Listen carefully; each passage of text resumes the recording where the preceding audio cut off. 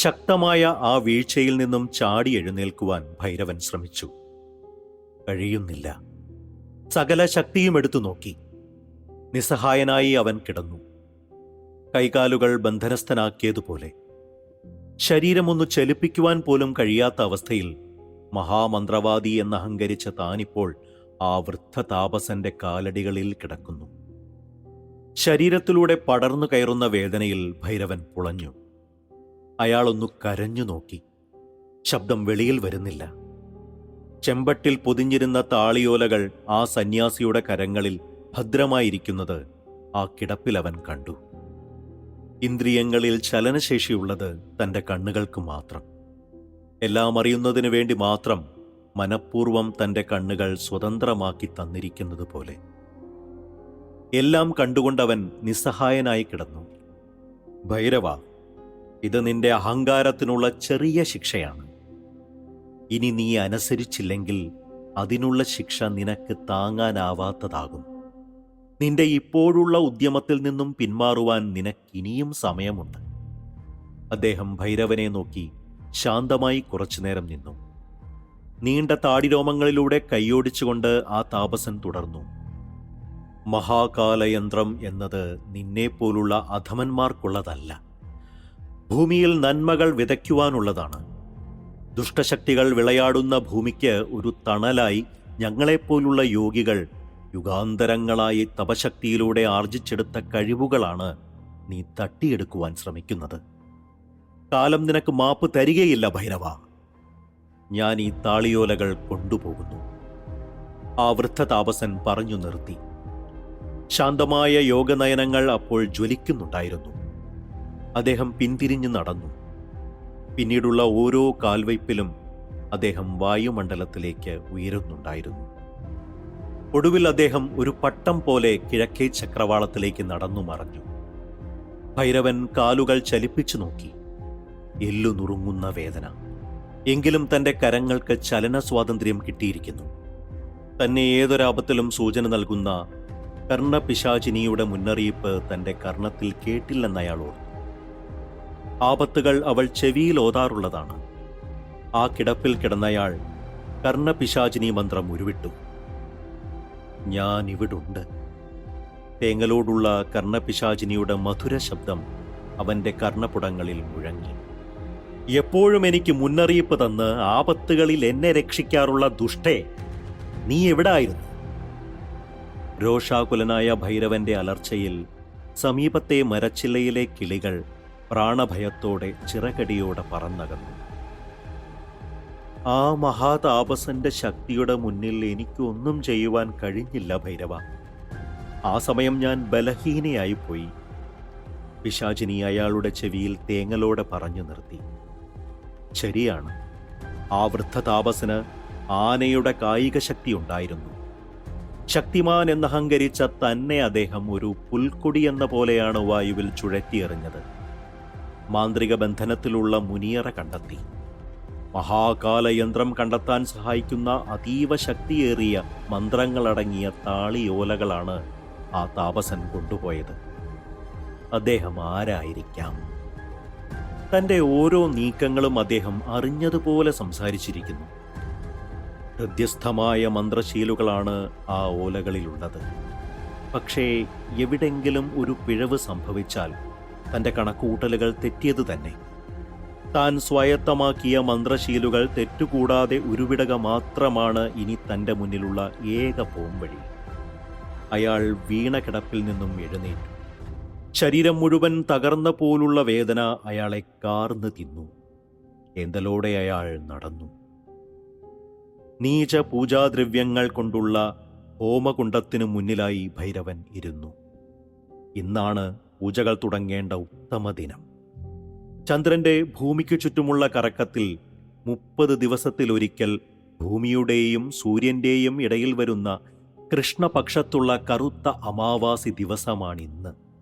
താൻ കാത്തിരുന്ന മുഹൂർത്തം. കറുത്തവാവ് കഴിഞ്ഞുള്ള 15 ദിവസത്തിനകം തനിക്ക് ലക്ഷ്യത്തിലെത്താറായില്ലെങ്കിൽ ശുക്ലപക്ഷം തുടങ്ങുകയായി. ശുക്ലപക്ഷത്തിന് മുൻപായി മഹാകാലയന്ത്രം കൈക്കലാക്കണം. കയ്യിലെ തെള്ളിപ്പൊടി അയാൾ ഹോമകുണ്ഡത്തിലേക്ക് വലിച്ചെറിഞ്ഞു.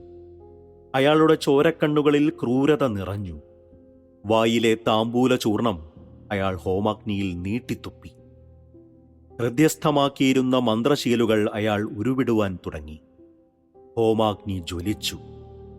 കറുത്ത മുട്ടനാടിനെ അയാൾ കയ്യിൽ തൂക്കി. എന്നിട്ട് അയാൾ ആ ജന്തുവിന്റെ തല വെട്ടിത്തിളങ്ങുന്ന വാളുകൊണ്ട് വെട്ടിമുറിച്ചു. ആ മുട്ടനാടിന്റെ തല കരച്ചിലോടുകൂടി അഗ്നിയിൽ വീണു. അഗ്നിനാമ്പുകൾ ആ തലയെ നക്കിയെടുത്തു. ബലിഷ്ഠനായ അയാൾ ഒറ്റക്കൈയിൽ തലയറ്റ ആ മുട്ടനാടിനെ ഹോമാഗ്നിയുടെ മുകളിലായി ഉയർത്തിപ്പിടിച്ചു. മുറിവായിലൂടെ ചീറ്റിയ ചുവന്ന രക്തമയാൾ ആ അഗ്നിയിൽ ഇറ്റിച്ചു. ആ കറുത്ത ആട് അയാളുടെ ബലിഷ്ഠ കരങ്ങളിൽ കിടന്ന് പിടഞ്ഞു. ഒടുവിൽ രക്തം വറ്റിയ ആടിന്റെ പിടച്ചിൽ നിലച്ചു.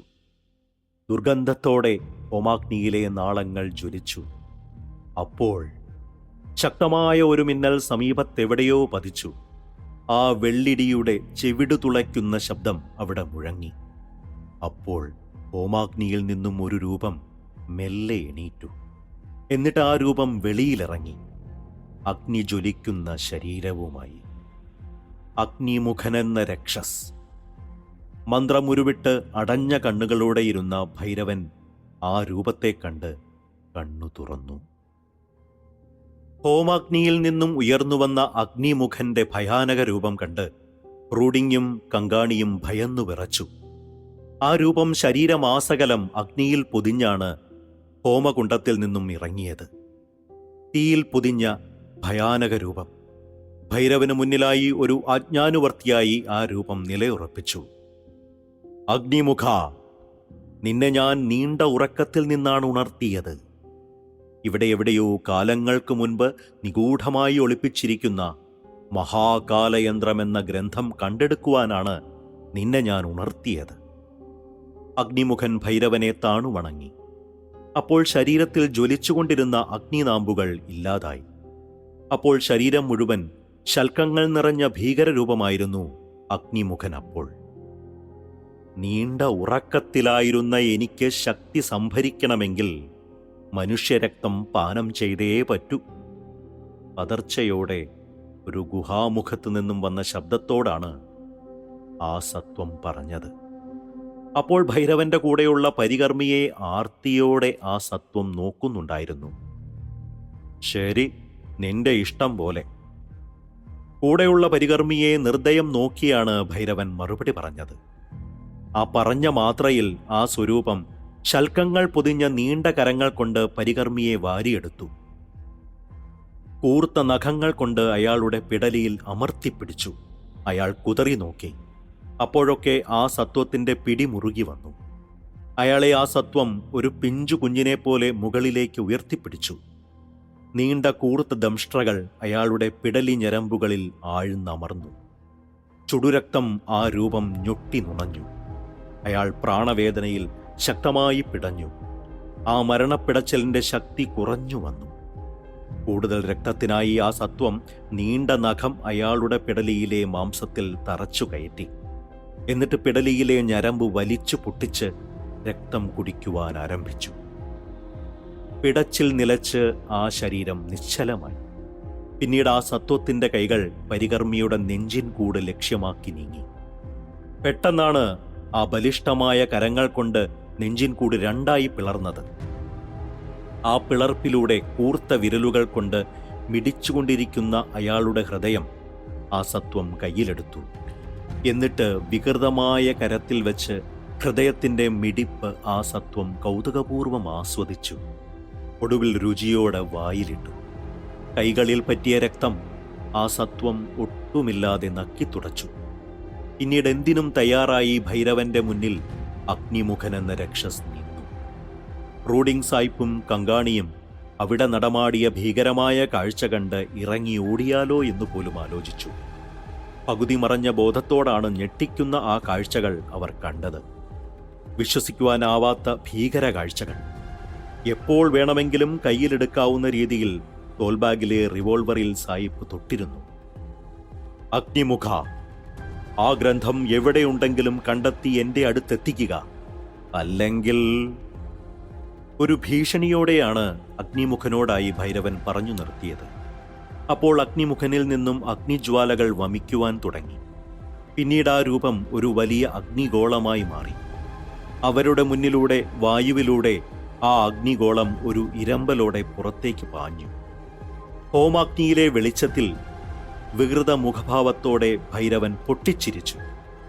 തന്റെ മന്ത്രവിദ്യകൾ ഫലിച്ചിരിക്കുന്നുവെന്ന സന്തോഷത്താൽ.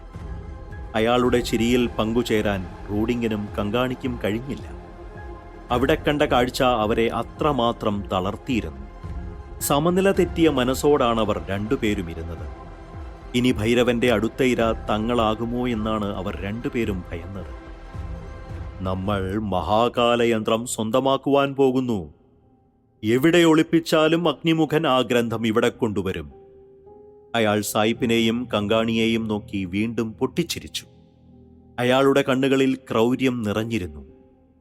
ആ ഗ്രന്ഥം കിട്ടിയിട്ട് വേണം സായിപ്പിനെ ഇംഗ്ലണ്ടിൽ വിടണോ വേണ്ടയോ എന്ന് തീരുമാനിക്കാൻ. വെളുത്തു തുടുത്ത അയാളുടെ നെഞ്ചിൻ കൂട് തകർത്ത് അഗ്നിമുഖൻ ഹൃദയം വേരോടെ പിഴുതെടുക്കുന്നത് അയാൾ ഭാവനയിൽ കണ്ടു. അയാളുടെ ദുർമനസിൽ അങ്ങനെയും ഒരു ചിന്ത ഉടലെടുത്തിരുന്നു. വീണ്ടും അയാൾ കൊലച്ചിരിയിൽ മതിമറന്നു. കയ്യിലുള്ള റിവോൾവറിന്റെ ബലത്തിലാണ് സായിപ്പിരിക്കുന്നത്. അതുകൊണ്ട് എന്ത് ചെയ്യാൻ? കുപ്പികളിൽ നിറച്ചിരിക്കുന്ന വാറ്റുചാരായം അയാൾ എടുത്തു മൂന്തി.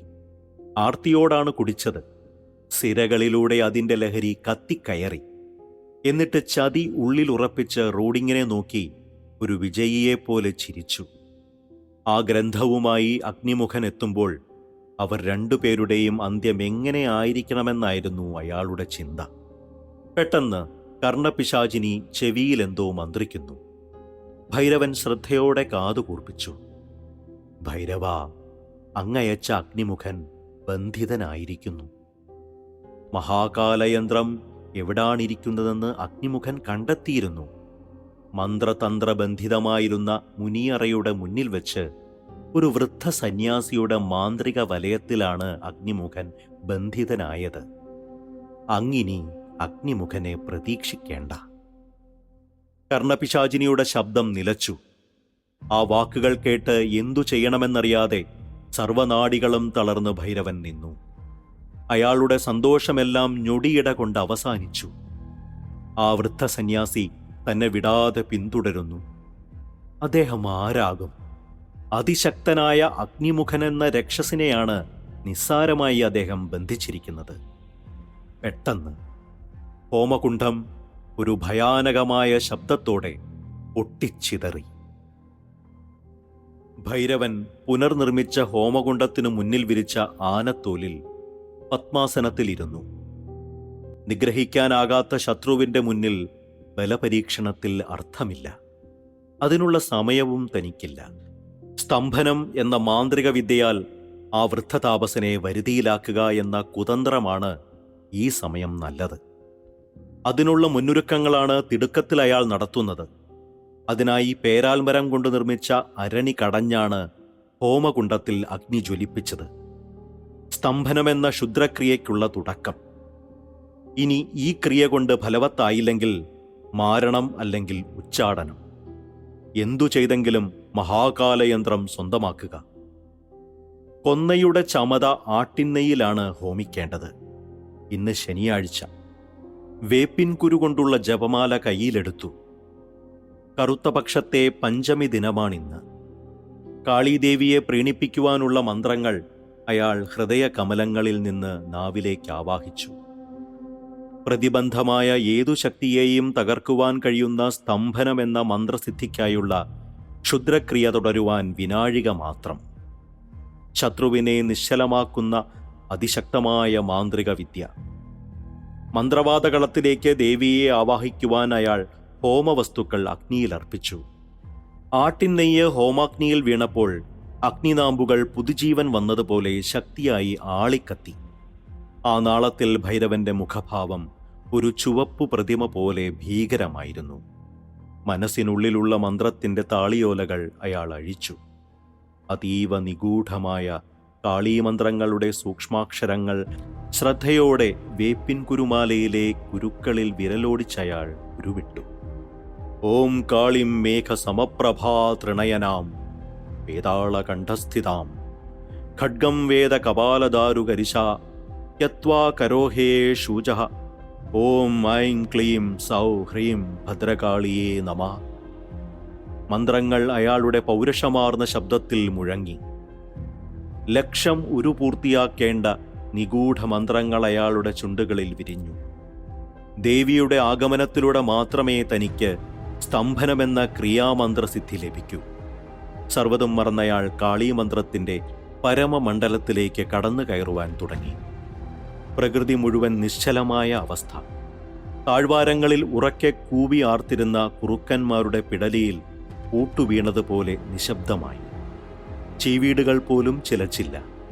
വൃക്ഷങ്ങൾ പോലും ശ്വാസമടക്കി ഒരു ഇലചില്ല പോലും ചലിപ്പിക്കാതെ നിന്നു. താഴ്വാരത്ത് നിന്ന് കറുത്ത മേഘങ്ങൾ ആകാശത്ത് തിങ്ങി നിരന്നു. ആ ശ്മശാനമൂകമായ അന്തരീക്ഷത്തിൽ അയാളുടെ കണ്ഠനാളത്തിൽ നിന്നും സ്ഫുടമായി ഉതിരുന്ന മന്ത്രശീലുകൾ മാത്രം ഉയർന്നു കേട്ടു. അഗ്നിയിലമരുന്ന ചമതയുടെ പൊട്ടൽ ശബ്ദങ്ങൾ ഇടയ്ക്ക് ഉയർന്നു കേൾക്കാമായിരുന്നു. ലക്ഷ്മീയാമം കഴിഞ്ഞു. ഇനിയുള്ള കീർത്തി ലക്ഷ്മീയാമം കഴിഞ്ഞുള്ള വിജയലക്ഷ്മീയാമത്തിൽ ഹോമം കഴിയേണ്ടതുണ്ട്. ഹോമം ഫലപ്രാപ്തിയാകുവാൻ ഇനി വിനാഴികൾ മാത്രം. പെട്ടെന്ന് ആകാശത്തു വന്നടിഞ്ഞ കരുത്തരായ കറുത്ത മേഘങ്ങൾ ഘോരമായി പെയ്തിറങ്ങാൻ തുടങ്ങി. കൂടെ മലങ്കാറ്റ ആഞ്ഞു വീശുവാൻ തുടങ്ങി. ദേവിയുടെ സാന്നിധ്യം അറിയുവാൻ തുടങ്ങുന്നു. അതിനിഗൂഢ മന്ത്രങ്ങൾ അയാൾ ശ്രദ്ധയോടെ ചൊല്ലുന്നുണ്ടായിരുന്നു. ശക്തമായ ചൂടിൽ അയാളുടെ ശരീരം വെന്തു തുടങ്ങി. ജലസ്നാനത്തിൽ നിന്നും വന്നതുപോലെ അയാളുടെ ശരീരത്തിൽ നിന്നും വിയർപ്പുചാലുകൾ രൂപപ്പെട്ടു. അയാൾ അമിതാവേശത്തോടെ ആട്ടിൻനെയ്യ് ഹോമാഗ്നിയിൽ വീണ്ടും വീണ്ടും ചൊരിഞ്ഞു. ഹോമാഗ്നിയിൽ ശക്തമായ പ്രകാശരശ്മികൾ തെളിയുവാൻ തുടങ്ങി. സംഹാരത്തിന്റെ ദേവതയായ കാളീദേവി തനിക്ക് ദൃഷ്ടിഗോചരമാകുവാൻ പോകുന്നു. സിംഹത്തിന്റെ പുറത്ത് സഞ്ചരിക്കുന്നവളും 16 കരങ്ങളും പുറത്തേക്ക് നീട്ടിയ ചുവന്ന നാവുള്ളവളും ഒരു കൈയിൽ വേർപെട്ട രക്തമൊലിക്കുന്ന ശിരസും അരക്കെട്ടിൽ കൈകൾ മുറിച്ചെടുത്ത് ധരിച്ച കണ്ണിലെ കൃഷ്ണമണിയുടെ കറുപ്പോടുള്ള ദേവീരൂപം ഭൈരവന് മുന്നിൽ തെളിയുവാൻ തുടങ്ങി. കരിങ്കാളി രൂപത്തിൽ നോക്കാനാകാതെ ഭൈരവൻ സാഷ്ടാംഗം തറയിൽ വീണു. അപ്പോൾ സ്തംഭനമന്ത്രം അയാളുടെ നാവിൽ പ്രത്യക്ഷമായിരിക്കുന്നു. ഹൃദയത്തിൽ അതിൻ്റെ വരികൾ തെളിഞ്ഞിരിക്കുന്നു. അനുഗ്രഹത്തോടെ ദേവീരൂപം മറഞ്ഞു. ഭൈരവൻ പൊട്ടിച്ചിരിച്ചു. ആരെയും നിശ്ചലമാക്കാവുന്ന സ്തംഭനമന്ത്രസിദ്ധി തനിക്ക് ലഭിച്ചിരിക്കുന്നു. അട്ടഹാസമായ ചിരിക്കൊടുവിൽ അയാൾ രൗദ്രഭാവം കൈക്കൊണ്ടു. കർണപിശാചിനീ മന്ത്രം അയാൾ ഉരുവിട്ടു. പ്രേതാസനസ്ഥാം നരമുണ്ടമാല വിഭൂഷിതാം അസ്ഥിമണിൻ കരാഭ്യാം പ്രേതാ നരാന്തൈർദധിതം പുമുസ്താം കർണപിശാചിനീം താം. ഞാനിവിടുണ്ടു ഭൈരവ. പിശാചിനി അയാളുടെ കാതിൽ മന്ത്രിച്ചു. ആ മഹാകാലയന്ത്രം ഇരിക്കുന്ന ഇടം നീ എനിക്ക് കാണിച്ചു തരണം. ഭൈരവൻ അധികാരത്തോടെയാണ് മൊഴിഞ്ഞത്. പിശാചിനിയിൽ നിന്നും പേടിയോടെ ഒരു ചെറുതേങ്ങൽ അയാൾ കേട്ടു. ബംഗ്ലാവിലെ രഹസ്യ കവാടങ്ങളിലൂടെ പടർന്നു കിടക്കുന്ന വഴിത്താരകളിലൂടെ, ഭൂമിക്ക് താഴെയുള്ള പടവുകളിലൂടെ പിശാചിനിയുടെ കാതിലുള്ള മന്ത്രണത്താൽ ഭൈരവൻ നടന്നു. അതീവ രഹസ്യമായ വഴിത്താരകളിലൂടെ താഴെ അവനെത്തി. ഭീമാകാരമായ കരിങ്കൽ തൂണുകൾ നിറഞ്ഞ വലിയൊരു ഇടനാഴി. അതിലൂടെ ഇഴഞ്ഞു നടക്കുന്ന സർപ്പങ്ങൾ. അവയുടെ വായിൽ നിന്നും ബഹിർഗമിക്കുന്ന വിഷമണം അന്തരീക്ഷത്തിൽ നിറഞ്ഞു നിൽക്കുന്നു. അവയുടെ സീൽക്കാര ശബ്ദങ്ങൾ പേടിപ്പെടുത്തുന്നതായിരുന്നു. പാതാളത്തൂടെയുള്ള രഹസ്യമാർഗത്തിലൂടെയുള്ള യാത്രയിൽ പിശാചിനി വഴികാട്ടിയായി കാതിൽ മന്ത്രിക്കുന്നുണ്ടായിരുന്നു. ഒടുവിൽ വലിയൊരു കല്ലറയുടെ മുഖവാതിലിനു മുന്നിലായി അവർ എത്തപ്പെട്ടു. അവിടെ ചുറ്റിനും കത്തി നിൽക്കുന്ന പന്തങ്ങൾ. പെട്ടെന്ന് അയാൾ ആ കാഴ്ച കണ്ടു. തന്നെ വായുവിൽ ചുഴറ്റിയെറിഞ്ഞ സന്യാസി ധ്യാനനിരതനായി ആ വാതിലിനു മുൻപായി പത്മാസനത്തിൽ ഇരിക്കുന്നു. കണ്ണുകൾ അടഞ്ഞാണ് അദ്ദേഹം ഇരിക്കുന്നത്. ഭൈരവ, എനിക്കിവിടെ വരെ വരാനേ കഴിയൂ. എന്റെ ശക്തി ചോർന്നു പോകുന്നു. പിശാചിനിയുടെ തേങ്ങലോടെയുള്ള വാക്കുകൾ അയാളുടെ കർണപുടത്തിൽ പതിഞ്ഞു. ആ വാക്കുകൾ അയാൾ ഞെട്ടലോടാണ് ശ്രവിച്ചത്. മന്ത്രതന്ത്രബന്ധനങ്ങളാൽ അതീവ സുരക്ഷിതമായ ആ അറവാതിലിനു മുന്നിലായി ഭൈരവൻ പതുങ്ങി നിന്നു. മെല്ലെ അയാൾ ആ താപസനെ നോക്കി. സ്തംഭനമന്ത്രം ഉരുവിടാൻ തുടങ്ങി. മാത്രകൾ. കണ്ണുകളടച്ച് ധ്യാനത്തിൽ മുഴുകിയിരുന്ന ആ സന്യാസി ഒന്ന് വെട്ടിവിറച്ചു. പിന്നീട് ആ സന്യാസി ശില പോലെ നിശ്ചലമായി. മന്ത്രം ഫലിച്ചിരിക്കുന്നു. ഇനി അദ്ദേഹത്തെ ഭയപ്പെടേണ്ട. ഭൈരവൻ കൊത്തുപണികളാൽ അലങ്കൃതമായ ആ അറയുടെ വാതിലിൽ വിറയാർന്ന കരങ്ങളോടെ ഒന്ന് സ്പർശിച്ചു നോക്കി. ശരീരത്തിൽ വെള്ളിടി ദംശനമേറ്റവനെ പോലെ ഭൈരവൻ അലറി വിളിച്ചു. വായുവിലൂടെ ഭൈരവൻ വലിച്ചെറിയപ്പെട്ടു. ശക്തമായ ആ വീഴ്ചയിൽ ഭീമാകാരമായ ഒരു കൽത്തൂണിലേക്കാണ് ഭൈരവൻ പതിച്ചത്. അമാനുഷികമായ ഒരു ശക്തിയാണ് തന്നെ എടുത്തെറിഞ്ഞത്. ആ വീഴ്ചയിൽ അയാളുടെ പകുതി ബോധം നഷ്ടപ്പെട്ടിരുന്നു. മച്ചിൽ തൂങ്ങിയാടിയിരുന്ന 100 കണക്കിന് കടവാവലുകൾ തലങ്ങും വിലങ്ങും പാഞ്ഞു. ചിലതൊക്കെ കരിങ്കൽ ഭിത്തിയിൽ തട്ടി ചിറകടിച്ച് തറയിൽ വീണു. നന്നേ വലിപ്പമുള്ള അവയുടെ ചിറകടി ശബ്ദവും കരച്ചിലുകളും അറയുടെ ചുവരുകളിൽ തട്ടി പ്രതിധ്വനിച്ചു. അയാൾ തറയിലെ വീഴ്ചയിൽ നിന്നും ഒന്ന് എഴുന്നേൽക്കുവാൻ ശ്രമിച്ചു. വളരെ നേരത്തെ പരിശ്രമത്തിനൊടുവിൽ എങ്ങനെയോ അയാൾക്ക് മലർന്നു കിടക്കുവാനായി. നെറ്റിയിലെ നനവിൽ അയാൾ കൈയോടിച്ചു നോക്കി. കയ്യിൽ രക്തം പറ്റിയിരിക്കുന്നു. വീഴ്ചയിൽ കൽത്തൂണിൽ തലയിടിച്ചുണ്ടായ മുറിവാകാം. മാരകമായ മുറിവാകാൻ സാധ്യതയില്ല. തോൾ സഞ്ചിയിൽ നിന്നും ഒരു പിടി മഞ്ഞൾപ്പൊടി എടുത്തയാൾ വേദനയുള്ള ഭാഗം ലക്ഷ്യമാക്കി അമർത്തിപ്പൊത്തി. മഞ്ഞൾ മുറിവിൽ പറ്റിയപ്പോൾ ഒരു നീറ്റൽ. ഇപ്പോൾ ചോര നിലച്ചിരിക്കുന്നു. അതിശക്തമായ മന്ത്രബന്ധനമാണ് ഗുഹാമുഖത്ത്. തൻ്റെ ആശകളും അഭിലാഷങ്ങളും തകർന്നടിഞ്ഞിരിക്കുന്നു. മഹാമാന്ത്രികനായ താൻ പതറുകയോ? ഒരിക്കലും പാടില്ല. ഭൂമിയുടെ എല്ലാ നിഗൂഢതകളും ഉള്ളിലൊളിപ്പിച്ച മഹാകാലയന്ത്രമെന്ന അമൂല്യ ഗ്രന്ഥം തൻ്റെ കയ്യെത്തും ദൂരെ കിട്ടിയിട്ടും സ്വന്തമാക്കുവാൻ കഴിയാത്ത അവസ്ഥയോർത്ത് ഭൈരവൻ കൽപ്പാളിയിൽ കിടന്നു. ഒരിക്കലും തോറ്റോടുന്നവനല്ല ഭൈരവൻ. ജീവൻ ത്യജിച്ചാണെങ്കിലും ഭൈരവൻ പിന്മാറുന്ന പ്രശ്നമില്ല. വീഴ്ചയിലുള്ള എല്ലുനുറുങ്ങിയ വേദനയിൽ അയാൾ ഞെരുങ്ങി. ഒരിറ്റു വെള്ളം കിട്ടുവാൻ അയാൾ കൊതിച്ചു. ഭൈരവാ! ചെവിയിൽ കർണപിശാചിനിയുടെ വിളി അയാൾ കേട്ടു. അയാൾ കാതോർത്തു. അങ്ങ് തളരുവാൻ പാടില്ല. ഈ സമയം നമ്മൾ പിന്മാറിയാൽ ആ ഗ്രന്ഥം ഒരിക്കലും നമുക്ക് സ്വന്തമാക്കുവാൻ കഴിയില്ല. അങ്ങയുടെ സ്തംഭന മന്ത്രത്തിൽ അകപ്പെട്ട ആ സന്യാസി ഇനി ഉണരണമെങ്കിൽ വിനാഴികൾ കഴിയണം. അഗ്നിമുഖൻ ആ താപസന്റെ മാന്ത്രിക വലയത്തിൽ നിന്നും ഇപ്പോൾ മോചിതനാണ്. അങ്ങ് അഗ്നിമുഖനെ വിളിച്ചാൽ അവന് അങ്ങയെ സഹായിക്കുവാൻ കഴിയും. മടിക്കാതെ എഴുന്നേൽക്കൂ. പിശാചിനി തൻ്റെ ചെവിയിലോതിയ വാക്കുകൾ അവന് പുതിയൊരു ഊർജം പകർന്നു. ആയാസത്തോടവൻ ശ്വാസം ഉള്ളിലേക്ക് വലിച്ചു.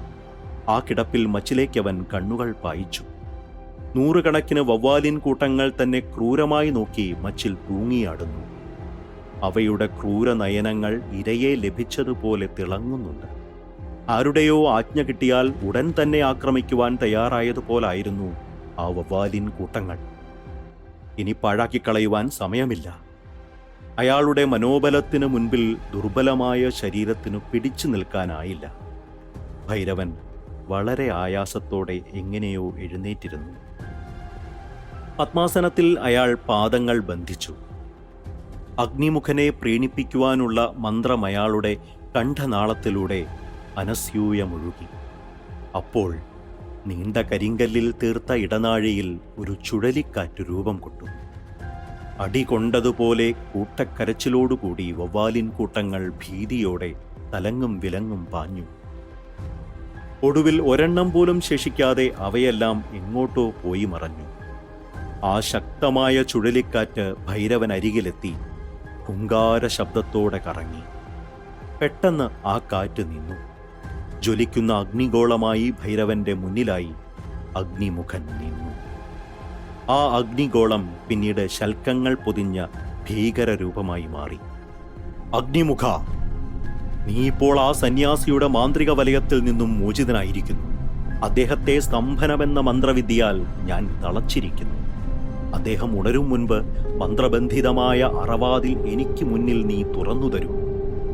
ഭൈരവൻ തിടുക്കത്തിൽ ഒറ്റ ശ്വാസത്തിലാണ് ആ സത്വത്തോടായി പറഞ്ഞത്. അയാൾ തോൾസഞ്ചിയിൽ നിന്നും വലിച്ചൂരിയ തിളങ്ങുന്ന കഠാര കൊണ്ട് സ്വന്തം ഉള്ളം കൈ കുത്തിക്കീറി. പുളയുന്ന വേദന അയാൾ കടിച്ചു പിടിച്ചു. മുറിവായിൽ നിന്നും ചീറ്റിയ രക്തമയാൾ താഴെ കരിങ്കൽ പാളിയിൽ അഗ്നിമുഖന് മുന്നിലായി മന്ത്രോച്ചാരണത്തോടെ ഇറ്റിച്ചു. ഇറ്റിക്കുന്ന രക്തം അത്രയും കരിങ്കൽ പാളിയിൽ വീണ് അപ്രത്യക്ഷമാകുന്നുണ്ടായിരുന്നു. ചുവന്ന കണ്ണുകളോടെ അഗ്നിമുഖനെ പ്രീണിപ്പിക്കുവാനുള്ള മന്ത്രമയാൾ തെറ്റുകൂടാതെ ഉരുവിട്ട് കഴിഞ്ഞു. അപ്പോൾ കൂടുതൽ കരുത്തോടെ അഗ്നിമുഖൻ അതിശക്തമായ ചുഴലിക്കാറ്റായി മാറി.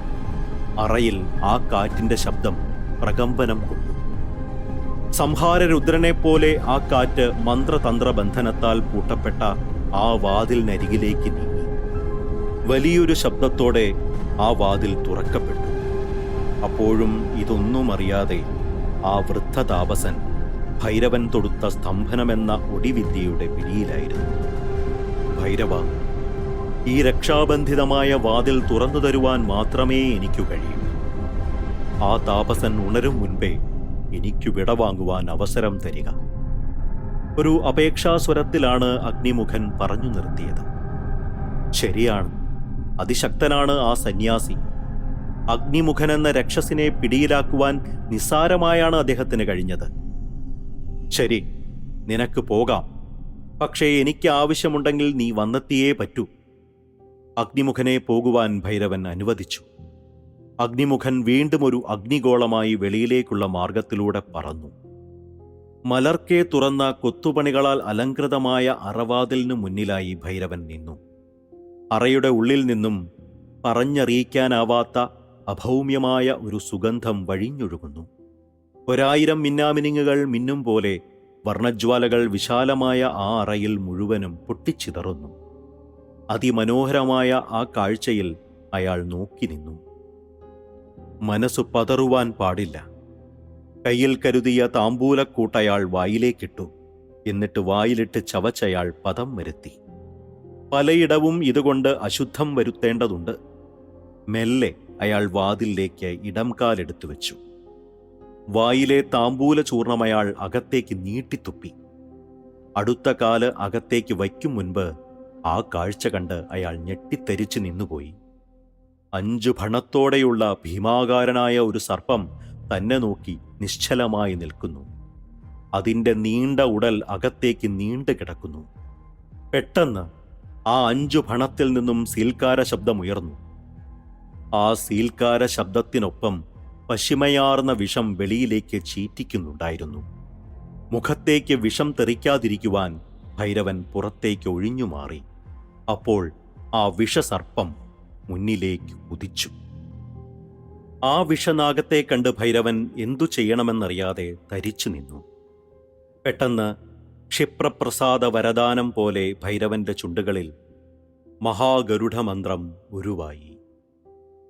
അസ്യാം ശ്രീ മഹാഗരുഡ ബ്രഹ്മവിദ്യായ ബ്രഹ്മാഋഷി ഗായത്രീ ഛന്ദ ശ്രീ ഭഗവാൻ മഹാഗരുഡോ ദേവതാ ശ്രീ മഹാഗൂഢപിത്യർത്ഥേ മമ സകല. അതിശക്ത ഗരുഡമന്ത്രം അയാളുടെ കണ്ഠങ്ങളിലൂടെ ഒഴുകി. ആ ഗംഭീരനാദം ശിലാപാളികളിൽ തട്ടി പ്രതിധ്വനിച്ചു. ആ 5 തല നാഗത്തിന്റെ സീൽക്കാര ശബ്ദം കുറഞ്ഞുവന്നു. ഭൈരവൻ ബാഹ്യലോകത്തുള്ള കാഴ്ചകളിൽ നിന്നും ഇന്ദ്രിയങ്ങളെ മറച്ച് ഹൃദയകമലത്തിൽ ഗരുഡ ഭഗവാന്റെ പ്രീണനാമന്ത്രം അതീവ ശ്രദ്ധയോടെ ചൊല്ലുകയായിരുന്നു. അപ്പോൾ കാതിൽ ശക്തമായ ചിറകടി ശബ്ദം മുഴങ്ങിക്കേട്ടു. ഗുഹാതലം പിടിച്ചു കുലുക്കുന്ന ചിറകടി ശബ്ദത്തിൽ അയാൾ ഏകനായി നിന്നു. ഗരുഡ ഭഗവാന്റെ ആഗമന ലക്ഷണങ്ങൾ കണ്ടു തുടങ്ങിയിരിക്കുന്നു. ഓം നമോ ഭഗവതേ തത്വഗരുഡായ. അയാൾ ഗരുഡ പഞ്ചാക്ഷരീ മന്ത്രം ഒറ്റക്കാലിൽ നിലയുറപ്പിച്ച് ക്ഷീണിതമായ ശരീരത്തെ വകവയ്ക്കാതെ ചൊല്ലിത്തീർത്തു. ചിറകടി ശബ്ദം ഭയാനകമായി. നിലവറ തകർന്നു വീഴുമോ എന്ന് പോലും അവൻ ചിന്തിച്ചു. ഭൈരവൻ ഒരു മാത്ര കണ്ണിമകൾ തുറന്നു. ആ കാഴ്ച കണ്ട് അയാൾ നടുങ്ങി.